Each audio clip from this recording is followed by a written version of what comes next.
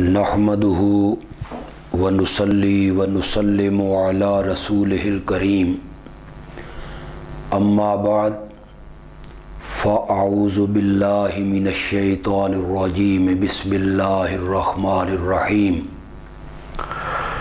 فإذا قرأت القرآن فاستعذ بالله من الشيطان الرجيم صدق الله العظيم اللهم صل على سيدنا ومولانا محمد وعلى آل سيدنا ومولانا محمد وبارك وسلم ثم صل عليه۔ قرآن مجید کی تلاوت شروع کرنے سے پہلے شیطان مردود کے وسوسوں اور اس کے کاری واروں سے بچنے کے لیے تعوذ یعنی اعوذ باللہ من الشیطان الرجیم پڑھنا سنت ہے۔ اللہ رب العزت نے نبی اکرم صلی اللہ علیہ وسلم کو حکم دیا سورۃ نحل کی آیت نمبر 98 میں فَإِذَا قَرَأْتَ الْقُرْآنَ فَاسْتَعِذْ بِاللَّهِ مِنَ الشَّيْطَانِ الرَّجِيمِ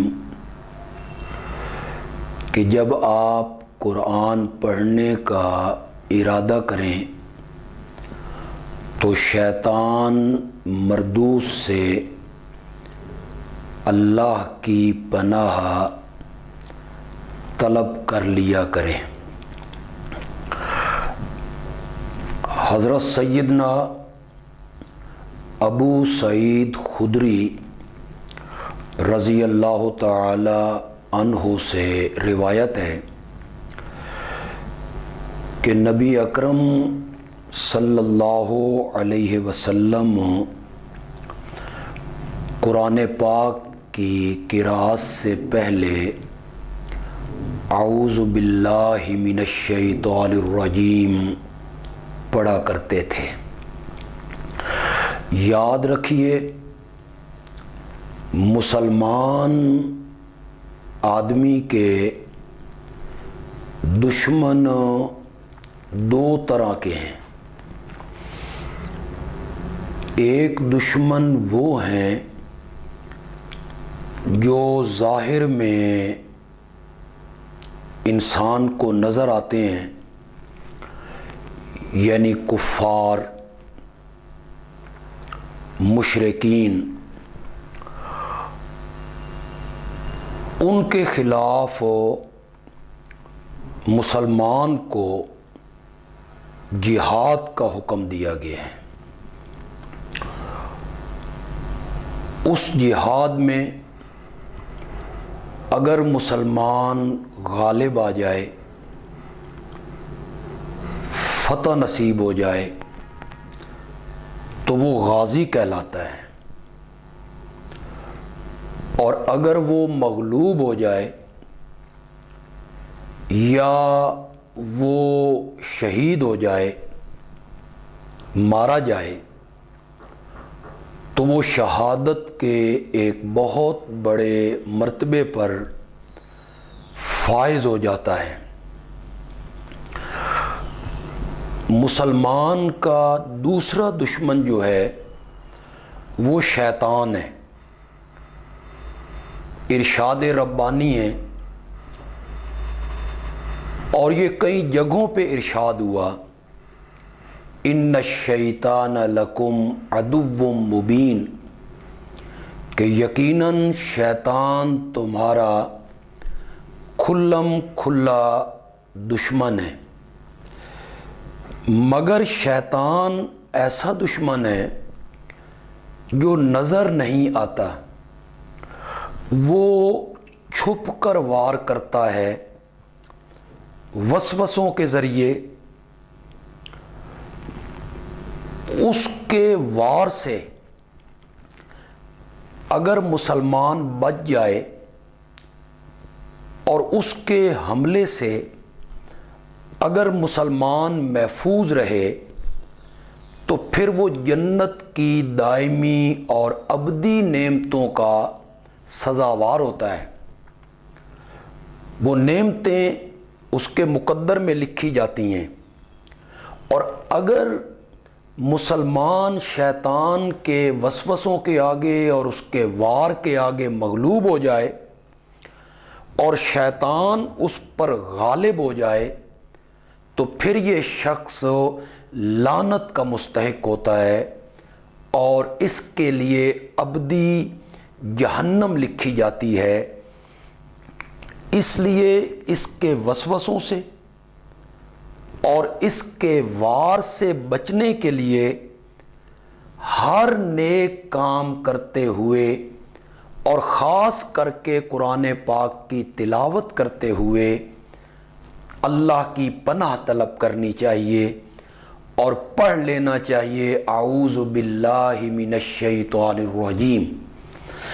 اس لیے کہ شیطان نے پہلے دن جب اسے راندہ درگاہ کیا گیا تھا تو اللہ تعالیٰ سے یہ کہا تھا فَبِمَا أَغْوَيْتَنِي لَأَقْعُدَنَّ لَهُمْ صِرَاطَكَ الْمُسْتَقِيمَ، کہ تو نے مجھے جو بھٹکایا ہے اور تو نے مجھے جو گمراہ کیا ہے تو اب میں آدم کی اولاد کو سیدھے رستے پر نہیں چلنے دوں گا، میں ان کے آگے سے پیچھے سے دائیں سے بائیں سے ان پر وار کروں گا اور انہیں رائے راست سے ہٹانے کی اور تیری نافرمانی پر اکسانے کی پوری کوشش کروں گا۔ چنانچہ میں اور آپ، ہماری کیا حیثیت ہے؟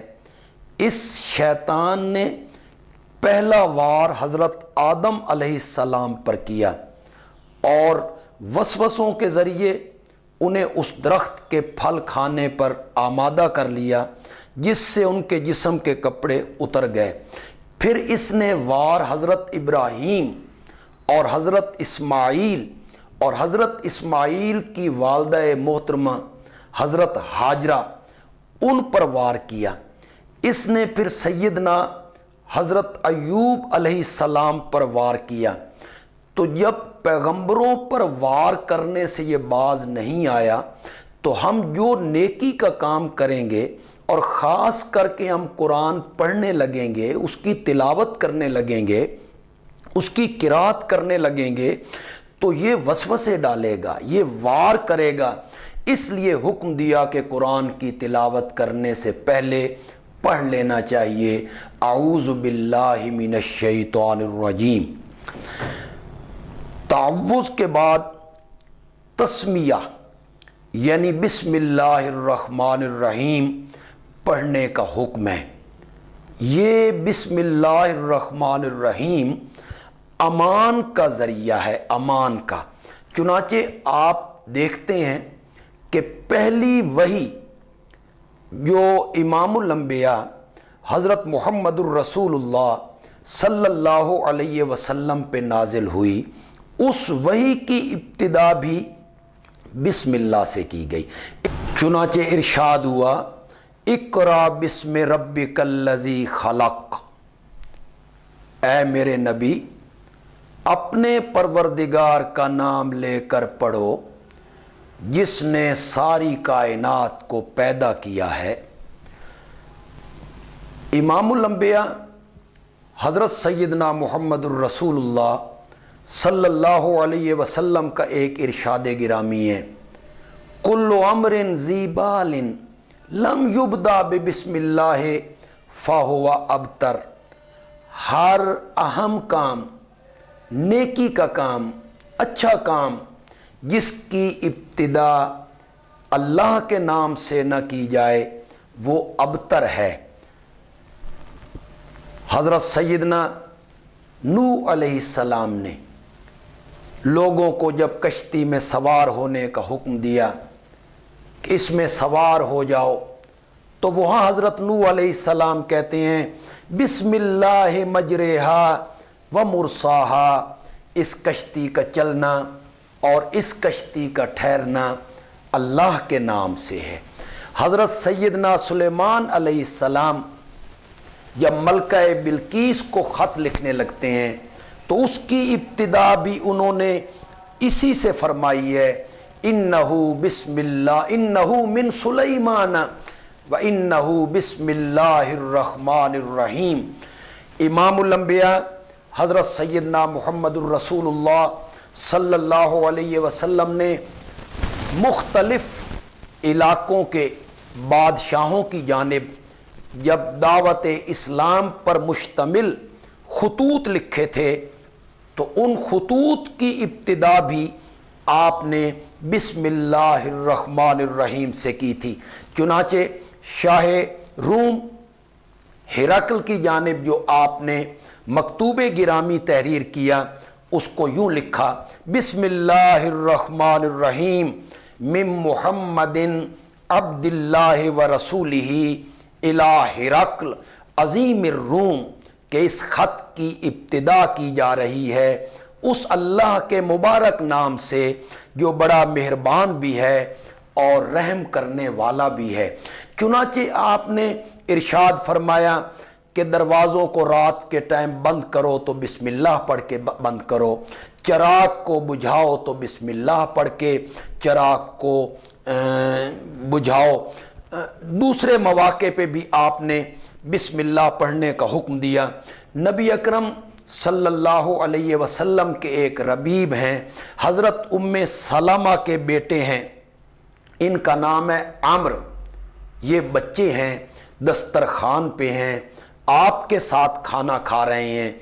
ये खुद रिवायत करते हैं कि मेरा हाथ सालन के बर्तन में बेतहाशा घूम रहा था, कभी इधर कभी उधर, तो आपने फरमाया या गुलाम, ए लड़के, सम्मिल्लाह, अल्लाह का नाम लेकर खाना शुरू करो, कुल बेयमीनिक, और अपने दाएं हाथ से खाना खाओ, व कुल मिम्मा यलीक, और अपने करीब से खाओ, पूरे बर्तन के अंदर अपना हाथ मत घुमाओ।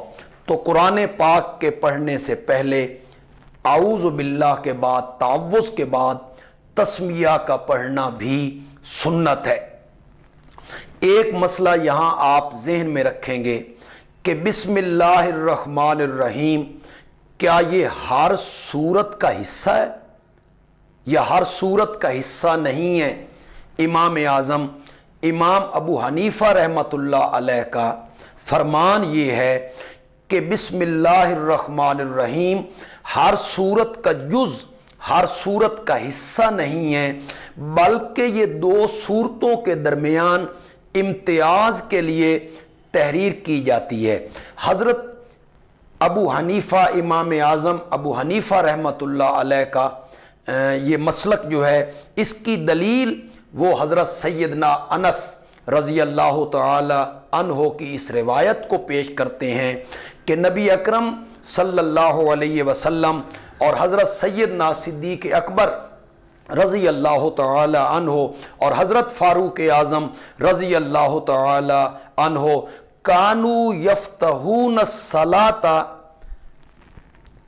कि ये सारे के सारे लोग नमाज में किराअत को शुरू किया करते थे अल्हम्दुलिल्लाहि रब्बिल आलमीन के साथ। तो इससे मालूम हुआ कि बिस्मिल्लाह जो है ये अल्हम्दुलिल्लाहि रब्बिल आलमीन सूरत फातिहा का जुज़ नहीं है, वरना आप किरात को यहाँ से शुरू फरमाते। अब मैं आखिर में बिस्मिल्लाहिर्रहमानिर्रहीम का माना आपको बताना चाहता हूँ। आप ज़रा तवज्जो से और गौर से इस माने को सुनेंगे। आम तौर पर जो लोग उलमा हैं वो माना करते हैं कि मैं अल्लाह के नाम से शुरू करता हूँ जो बड़ा मेहरबान انتہائی رحم کرنے والا ہے۔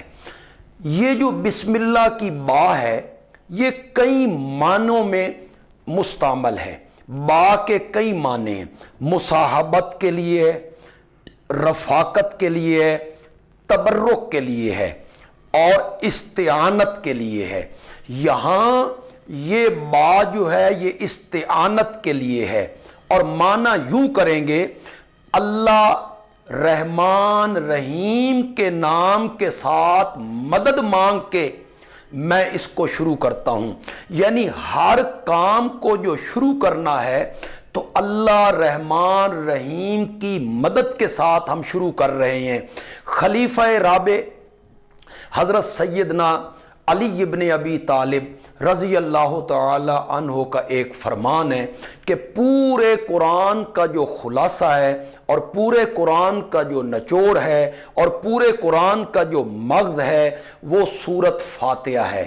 اور حضرت علی رضی اللہ تعالی عنہ فرماتے ہیں کہ سورت فاتحہ کا جو نچوڑ ہے نا وہ بسم اللہ الرحمن الرحیم میں ہے، اور بسم اللہ الرحمن الرحیم کا جو خلاصہ اور نچوڑ ہے وہ بسم اللہ کی با میں ہے۔